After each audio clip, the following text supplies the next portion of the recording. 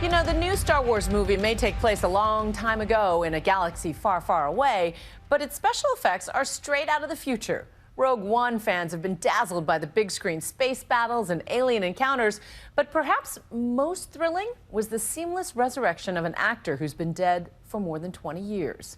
And, spoiler alert, the special effects Jedi Masters brought back someone else from the original film as well. Here's ABC's Clayton Sandell on how they did it. Rogue One, a Star Wars story, is currently blowing up the box office. And it's the groundbreaking visual effects that have everyone talking. This is the headquarters of Industrial Light and Magic. It's the special effects company that George Lucas founded back in 1975 to help him make the original Star Wars. Of course, they're doing some cutting-edge work for Rogue One. We want to take you inside. Nightline was granted exclusive access inside ILM's San Francisco mothership. Accelerate to attack speed. To see how this sci-fi stronghold brought back, and this is a spoiler alert, two familiar faces from the past. I recognized your foul stench when I was brought on board. Charming to the last. Recreating a 19-year-old Carrie Fisher before she passed away last week, and Peter Cushing, who died in 1994. Prepare for the jump to hyperspace and inform Lord Vader. This monumental cinematic task fell to John Knoll and his team. Why was it so important to have Tarkin and Leia in Rogue One? Well, I think Tarkin, because he's central to the story of the Death Star, what it is, how it came to be. And Leia, because we end up on Rogue One, minutes before the beginning of Episode 4. But in the world of visual effects, aliens and spaceships are relatively easy compared to creating believable humans. Well, we look at human faces all day, every day, so people are very attuned to seeing anything that looks off. Oh, very good, everybody. Making digital humans is one of the hardest things you can do. And so we were very, very immediately excited and immediately terrified. The first step for ILM's artists was to binge watch every Tarkin scene over and over. We will then crush the rebellion with one swift stroke. Performances would be constantly referring back to these for how did he look, how did he move, how did he smile. Underneath digital Tarkin is a real actor, Guy Henry, who carefully studied Cushing on the set. Lost in the attack. It's Henry's voice and performance that the ILM artist used as a guide. The original plans for this station are kept there, are they not? The process we would take to create a shot like this, the first thing we do is we shoot the live action plate photography. This is with Guy Henry as our performer on set, and he's dressed in full costume. He has what we call a head-mounted camera rig, which is designed solely for capturing his facial performance. Charming to the last. This is the earliest test. It's the first time we ever saw Guy's motion transferred onto Guy's model and then put onto Tarkin's an early likeness. The problem is Cushing's performance and Henry's performance didn't always match. That required painstaking, sometimes frame-by-frame adjustments, constantly refining the most subtle details you can imagine, like lips.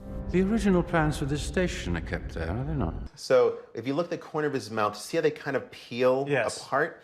That stickiness is just a natural quality that lips have, and when that's not present, they feel slightly artificial and Muppet-like. ILM also caught a huge break when John Knoll tracked down an actual life cast of Peter Cushing's face, made for the 1984 movie Top Secret. This was gold for us because it was Peter Cushing as he appeared at a certain time in his life. All those pieces together give us the power of illusion. Cool. He's there, sir.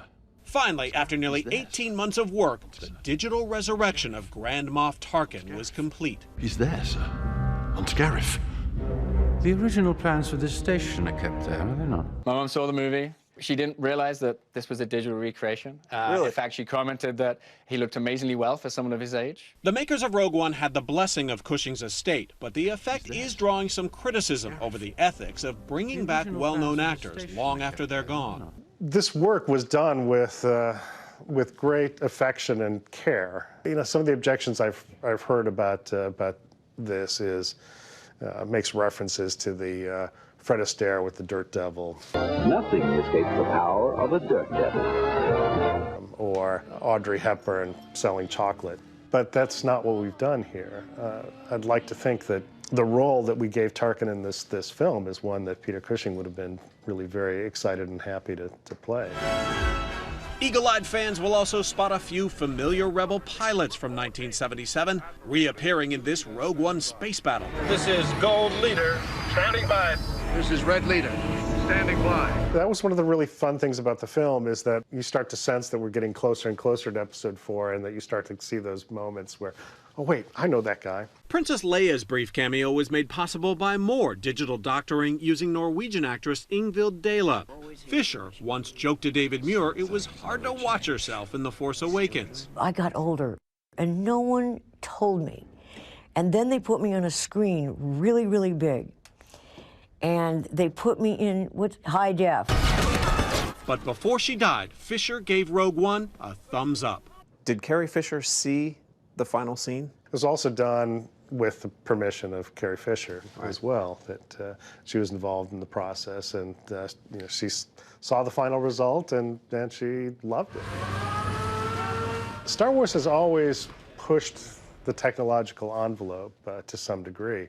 The first Star Wars film represented a revolution in visual effects techniques. I think it's entirely appropriate that we be using the Star Wars films to move the bar. For Nightline, I'm Clayton Sandell in San Francisco. And Lucasfilm is, of course, owned by Disney, which is the parent company of ABC.